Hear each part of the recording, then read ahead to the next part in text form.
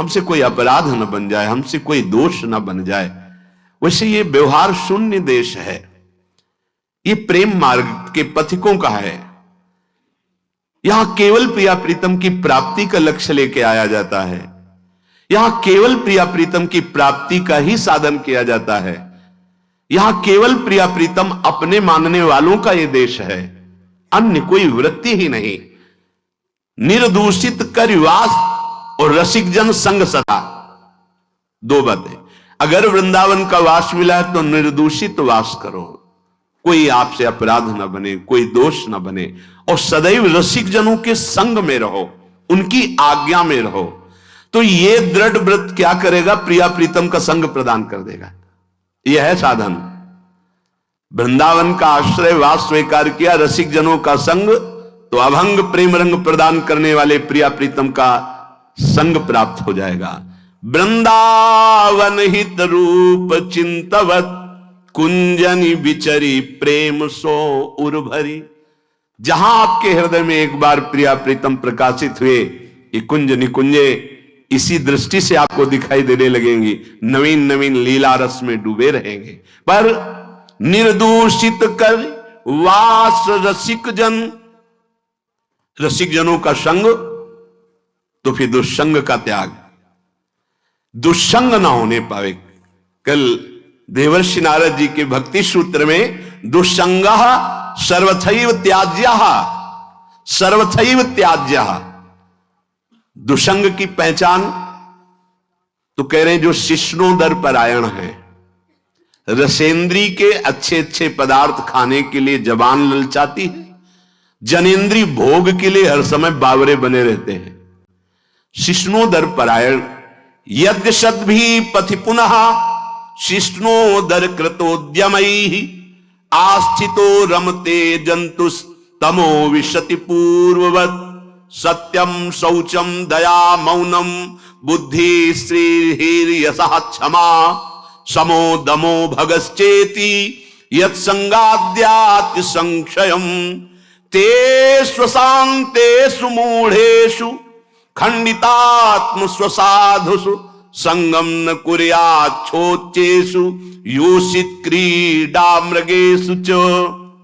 जो मनुष्य संभोग प्रिय है और रसेंद्री के भोग पदार्थों से प्रियता रखता है, ऐसे नीच पुरुष का संग नहीं करना चाहिए।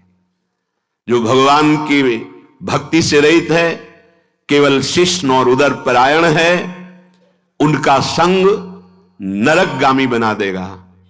भगवान मना कर रहे हैं। आस्थितो रमते जंतुस्तमो विशति पूर्ववतम। पूर्व में हम अनंत जन्मों में इन्हीं भोगों में फंसे रहे, आज हमें परमार्थ का मार्ग मिला है। यदि हमने कहीं ऐसे पुरुषों का संग कर लिया तो हमारा परमार्थ बिगड़ जाएगा। सत्यम शौचम दया मौनम बुद्धि श्रीर् यशः क्षमा समो दमो भगश्चेति यत् संगाद्याति संक्षयम। ऐसे दुष्ट संग से हमारे जीवन में सत्य का अभाव हो जाएगा। सत्य बोलना, सत्य मार्ग में चलना, सत्य चिंतन करना छूट जाएगा। पवित्रता नष्ट हो जाएगी, दया की जगह क्रूरता आ जाएगी, मननशीलता जो भगवत चरणारविंद की होनी चाहिए वो विषयों की होने लगेगी। हमारी बुद्धि, लज्जा, स्त्री, ईश्वर, ये सब भागवतिक सद्गुण नष्ट हो जाते हैं। अतएव दुष्ट संग न करें। ये जो अशांत चित्त है, मूर्ख है, भगवत विमुख है, नष्ट बुद्धि है, ये जो भोगों के खिलौने बने हुए हैं, ऐसे असाधु पुरुषों का कभी भी साधक संग न करे, नहीं तो नष्ट हो जाएगा। दुष्संग का त्याग प्रत्येक साधक को बड़ी सावधानी पूर्वक करना चाहिए।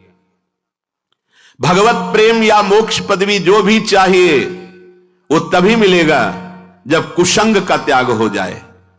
भगवान श्री रामचंद्र जी ने तो विभीषण जी से कहा कि बरु भल बास नरक कर ताता दुष्ट संग जन दे विधाता। भगवान चाहे तो नरक का बास दे दे, अच्छा है, पर दुष्ट का संग ना मिले। नरक का बास क्यों अच्छा है? क्योंकि नरक भोगने से पाप नष्ट हो जाएंगे, हृदय पवित्र होगा, पर दुष्ट संग से हृदय में पाप बढ़ जाएंगे और अपवित्रता बढ़ जाएगी। दुष्ट संग बड़ा दुर्भाग्य उदय होता है तब मिलता है, जैसे बड़ा सौभाग्य उदय होता है, भगवत कृपा होती तब साधु संग मिलता है, ऐसे बड़ा दुर्भाग्य उदय होता है तब दुष्ट संग मिलता है। इंद्रियों का कोई भी विषय, अभी तक तो बाहरी दुष्संग की बात, अब कह रहे हैं अंदर दुष्संग की बात। व्यक्ति जनित दुष्संग और वृत्ति जनित दुष्संग, अब अंदर की बात। इंद्रियों का कोई भी विषय जो हमारे मन को प्रियालाल से अलग करके, सतमार्ग से अलग करके भोग लालसा पैदा कर दे, पाप लालसा पैदा कर दे, गंदे विचार बढ़ा दे, हमारे भगवत प्राप्ति से हमारे चित्त को चलायमान कर दे, वो दुष्संग है वृत्ति का। बड़ा सावधानी की जरूरत है। ये भगवत प्राप्ति का मार्ग चलना थोड़ा कठिन है, भगवत प्राप्ति नहीं कठिन है, क्योंकि हमारी वृत्तियां उसी में फंसी रही है।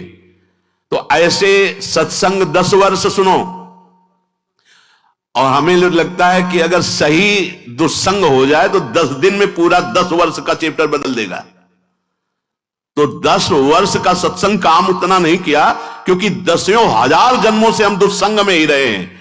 तो जहां दुस्संग मिला तो मन राजी हो जाता है, यार बहुत जल चुके, 10 वर्ष हो गए। भगवत प्राप्ति के मार्ग से हमारे चित्त को चलायमान कर देने वाला दुस्संग हमारे पास भेजा जाएगा। बात समझना, माया ऐसे पार्षदों को भेजेगी। बहुत सावधान।